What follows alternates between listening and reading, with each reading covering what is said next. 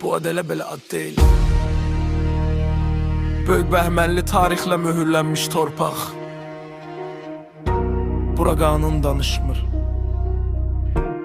Kənd özü qanundur. Bura bəhmənli, kimin kim olduğu bilinər baxışdan. Səssizliyin içində ağır tarix var, hər daşında savaşdan. Meydana çıxan çıxır, qalan çəkilir kənara. Çünki bura sözü yox, dəyəri olan adam yazır imzasını dünyaya. Şəhidlərin qanı var bu torpaqda, əhdi var, sözü var. Ruhu hələ də döyüş postunda, heç kimdən borcu yox, özü var.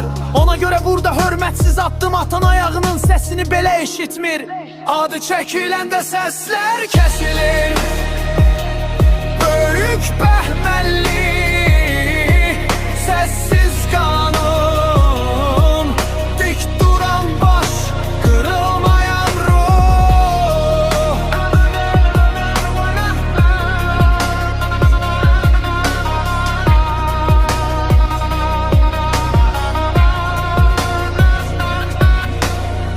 Kəndin cinarlıqları peyğəmbər kimi kölgə salır əkəyə. Seyid Əşrəfin ocağı ruhu qoruyur hər tərəfə.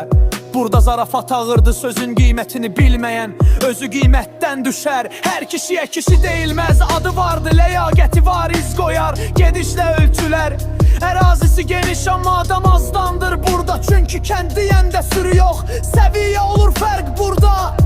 Hörmət yeyilmir, satılmır, alınmır, qazanılır. Yıxılan qaldırılmır, adam özü qalxır. Gücü var, iradı var.